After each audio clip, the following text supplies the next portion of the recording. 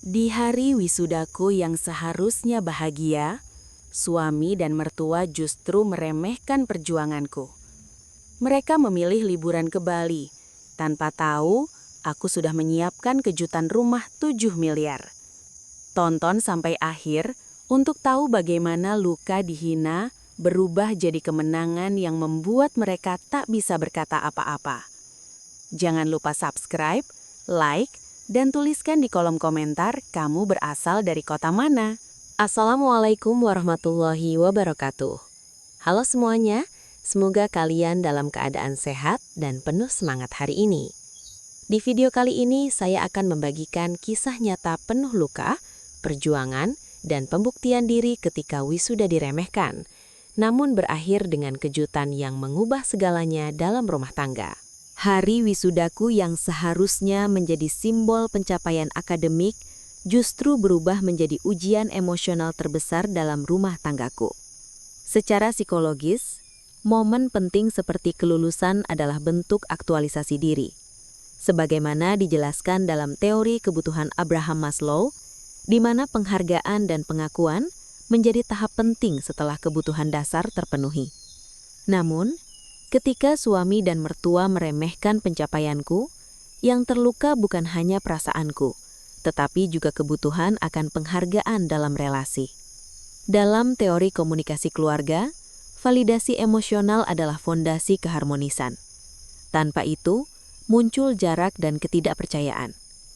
Aku menyadari bahwa diamku hari itu bukan kelemahan, melainkan bentuk pengendalian diri agar konflik tidak meledak di hari sakral tersebut.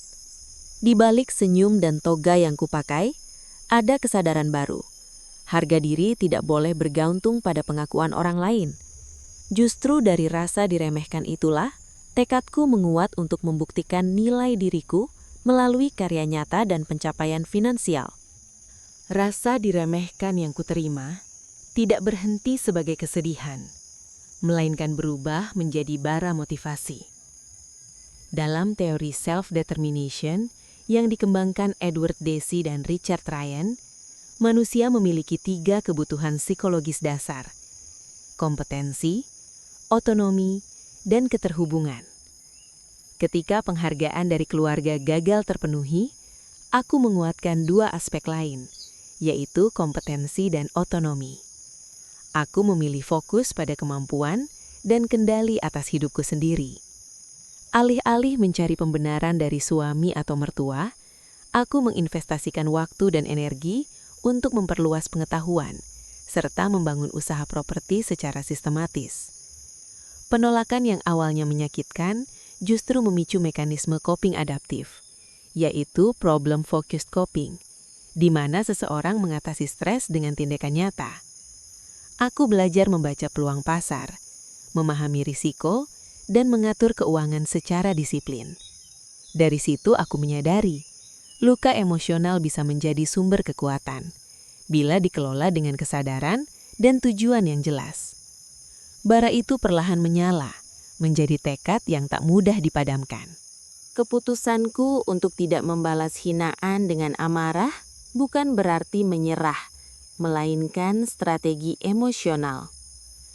Dalam teori emotional intelligence, menurut Daniel Goleman, kemampuan mengelola emosi diri sendiri adalah kunci keberhasilan jangka panjang. Aku menahan reaksi impulsif dan memilih merencanakan langkah secara rasional. Secara teori kognitif, reappraisal atau penilaian ulang membantu seseorang memaknai ulang peristiwa negatif menjadi peluang pertumbuhan.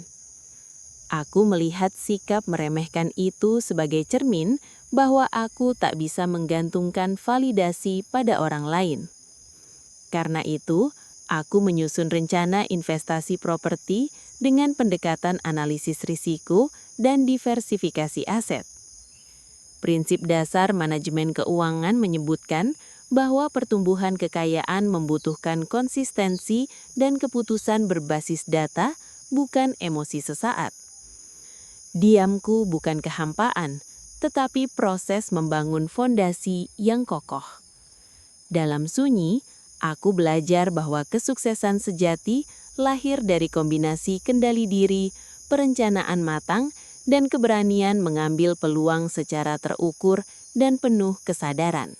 Ketika akhirnya aku mengunggah rumah bernilai miliaran itu, reaksinya bukan sekedar keterkejutan, tetapi perubahan sikap drastis.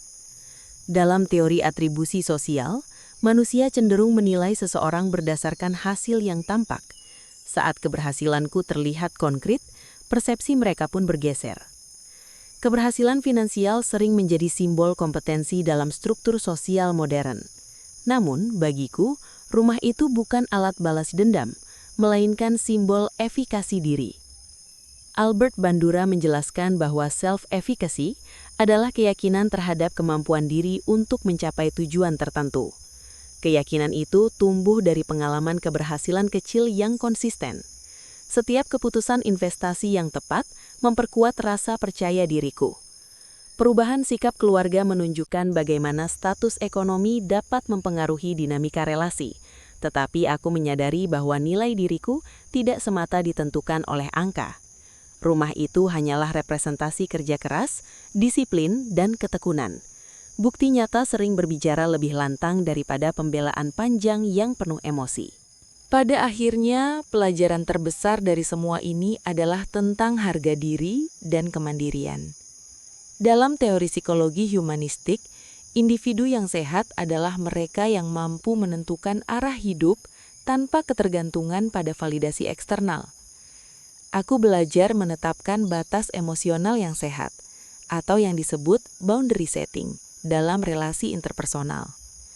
Batas ini penting agar penghargaan diri tidak mudah runtuh oleh kritik atau sikap meremehkan.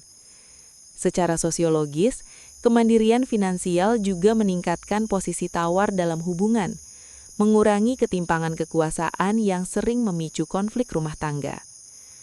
Keputusan pindah dan mengelola usahaku sendiri bukan bentuk pelarian, melainkan langkah afirmatif menuju keseimbangan hidup. Aku memahami bahwa cinta tanpa penghargaan tidak akan bertahan lama. Harga diri bukan kesombongan, melainkan fondasi kesehatan mental dan relasi yang setara. Dari wisuda yang diremehkan, aku menemukan kemerdekaan untuk menentukan nilai diriku sendiri. Semua yang terjadi mengajarkanku satu hal penting. Penghargaan sejati tidak pernah lahir dari paksaan, melainkan dari keteguhan sikap dan konsistensi tindakan. Hari wisuda yang sempat terasa sunyi, kini justru menjadi titik balik perjalanan hidupku. Dalam perspektif psikologi perkembangan, pengalaman pahit yang diolah secara reflektif dapat menghasilkan pertumbuhan pasca trauma, yaitu kondisi ketika seseorang justru berkembang lebih kuat setelah melewati tekanan berat. Aku merasakannya sendiri. Luka yang dulu menyesakan berubah menjadi kesadaran bahwa kebahagiaan tidak boleh bergantung pada penerimaan orang lain. Pernikahan, keluarga, dan relasi sosial seharusnya menjadi ruang saling mendukung, bukan meremehkan. Namun ketika dukungan itu tak hadir, seseorang tetap memiliki pilihan untuk bertumbuh. Ruah di Bali bukan sekadar bangunan bernilai miliaran, melainkan simbol kemandirian dan pembuktian bahwa usaha tidak pernah mengkhianati hasil. Kini, aku melangkah lebih tenang, lebih matang, dan lebih sadar akan nilai diriku. Jika dulu aku mencari pengakuan, sekarang aku memilih menghargai diri sendiri sebagai fondasi hidup yang utuh dan bermakna.